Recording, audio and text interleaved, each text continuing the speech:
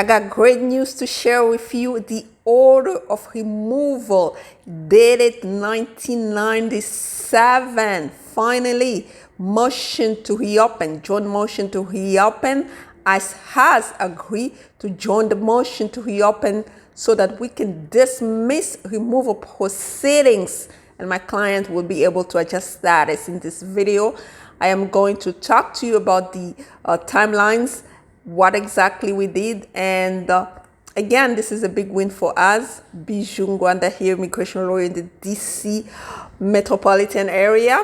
If you're new to my channel, please go ahead and subscribe. If you are not new, welcome back. Thank you for subscribing, and please do not forget to hit the notification bell so you don't miss out on anything. If you enjoy the content, you go ahead and share, like, and don't forget to comment below. Also follow me on all platforms: TikTok, Instagram, Facebook group, Facebook page, links in the description box below. Let's get right into it. But before we get into it, are you enjoying the challenge? Okay, the challenge ended yesterday. Remember, we said that we were going to post at least 100 videos, short content on TikTok, and we did it. So we posted videos on TikTok. I believe we posted 99, sorry, 99. We posted 99 videos and short content on TikTok. We answered the frequently asked questions, okay? The common asked questions about immigration, procedures, substantive law. We did answer those questions. Oh my gosh, I need to fix this thing. But anyway, we answer those questions in short format. So if you need to know anything, just visit my TikTok page and scroll down. Really, you can get some type of insight. And if you really need additional, then you can schedule a consultation by using the link in the description box below. Okay, let's get right into it. Order of removal dated 1997. What happened? So my client entered the United States in 1997 without inspection. Okay, so she got in the United States without inspection, I believe, and applied for asylum. Unfortunately, asylum was not granted. Okay, 1997, they actually deny asylum, order her removed. Then she appealed the case. In 1997, the same year. The case was dismissed in 2002. So the the Board of Immigration Appeal maintained the same decision of immigration judge. Mind you, in this case, actually they actually offer her a volunteer departure, right? So, and then if they offer you volunteer departure, you need to depart within 33 days. If you don't, then it's still a removal order, right? So anyway, before I go into the details, again, I'm gonna answer that question because people always ask this question. If they offer you volunteer departure and you don't leave, you actually have a 10 years bar from adjusting status. That's just law, right? And another question that was asked is, of course, you can waive it with a waiver if a waiver is granted, right? But anyway, in other words, you have a 10 years bar. So this case is dated 1997. So the 10 years bar is already passed, right? But anyway, they dismissed her case by the BIA in 2002. So the second question that was asked was, actually, I got this question yesterday. They asked me a question about how long does it take for BIA to respond to anything? Well, in this case, BIA took 5 years just to dismiss the case. 5 years. The appeal was entered in 1997, but the dismissal came in 2002. If you count those years, 5 years. So then people have motion to reopen sitting there at the BIA, and they're wondering how long it might take. Well, my friend, it can take up to 5 years, right? It can take up to 5 years. It can take less. It can take 1 month. It can take 2 weeks. It can take as long as it can take because the backlog. But usually, if you join motion to reopen with ICE, the BIA does not have to take too long, really, to be honest. The maximum is like 30 days, but they always go up to,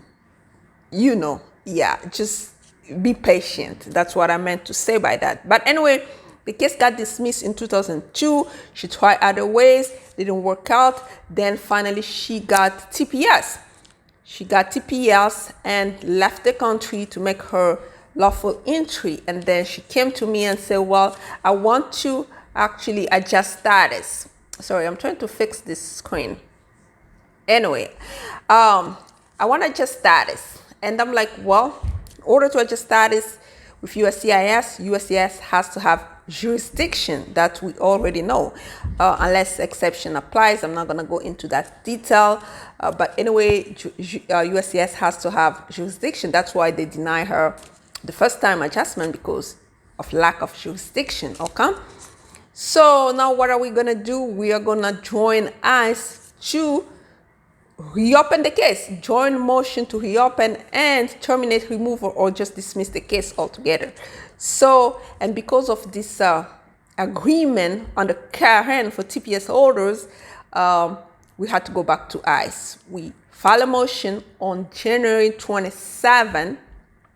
Okay, we went back to ICE on January 27, and what happened was it took 4 months. January 27, we filed a motion. We follow up 4 times. Then we got the answer that they agreed to join our motion, and we got the signature on May 26, like 4 months, really. It took them 4 months to actually respond to us. That's Georgia, okay? Atlanta, Georgia. So, and then I have another case that I'll talk about it in a different video for a different state, and I'll talk to you about how long it took there. But anyway, for this case, it took 4 months. And people always ask how long it's going to take. It's going to take as long as ICE want to take. But the good thing is, if you have a good case, ICE will definitively join if they want to join. But you just have to be patient and allow them the time to actually join. So yeah, that was a great news. Then we filed with BIA, and the case is pending with BIA since May 30th. Okay, hasn't been 30 days yet, so we are expecting BIA to actually dismiss the case anytime soon. It might take longer, but we're expecting BIA to dismiss, because at this point it's just a matter of getting the case in front of a judge to dismiss it. So and then my client will be able to go back to USCIS and terminate removal proceedings. So, moral of the story is this: if you want to join ICE, you gotta have, first of all, an approved petition, because you can't just join them with something pending with USCIS. You will have lesser chances. Okay, an approved petition, and if you don't have criminal record, that's even better. If you have criminal record, you have to find mitigating factors.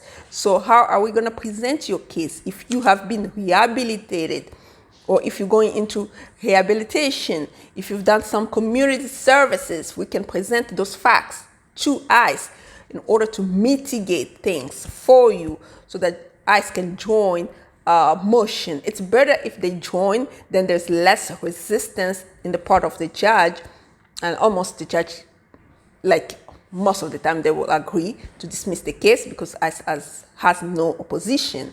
And then if the law allowed them, then they dismiss it at least 95% of the time. But if you don't join ICE, what's going to happen? You file on your own, then you're going to face, sometimes you'll face resistance. At that point, you can appeal and go on. But, it's better to try to negotiate first. Okay? So, joining motion with ICE, you need negotiation skills. You need somebody to look into your case and look if there is some mitigating factors under your circumstances. If you don't have criminal record, that is even better. You have an approved petition on the family base, immediate relative. That's what is going to work, basically, unless you have 245I to adjust under other thing like employment or so forth. or if you have humanitarian visas like you approve or T approve or VAWA approve, that's a different story. But that's what it takes, okay? So for those type of motion to reopen, so you can adjust status, you need counsel, okay? If you do not have one, my friend, I strongly suggest that you schedule a consultation by using the link in the description box below, okay? Schedule a consultation fees apply as usual, but we're gonna get a sense of what we can do under your circumstances, specific circumstances, and not to mention we're gonna counsel you on patience, because really you gotta have some type of patience. But on our part, we're gonna advocate. It took us 4 follow-up. In some cases, it might take longer than that, because I've had a case in Ohio where we did 18 follow-ups. So basically every month, it took 18 months for ICE to actually agree to join the motion.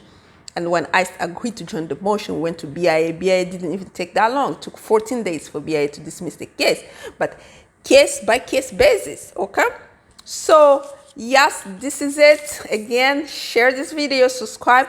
The screen was shaking a little bit, but I'm not gonna erase to start over, but you're just gonna have to be patient with me. I'll come back tomorrow with another great story. As a matter of fact, then I'll come back the day after tomorrow with some tips, suggestions on how to administratively close your case. Make a strong argument and close the case, and wait for your child to turn 21, US child of course, so you can adjust status later on, okay? Until next time, bye-bye.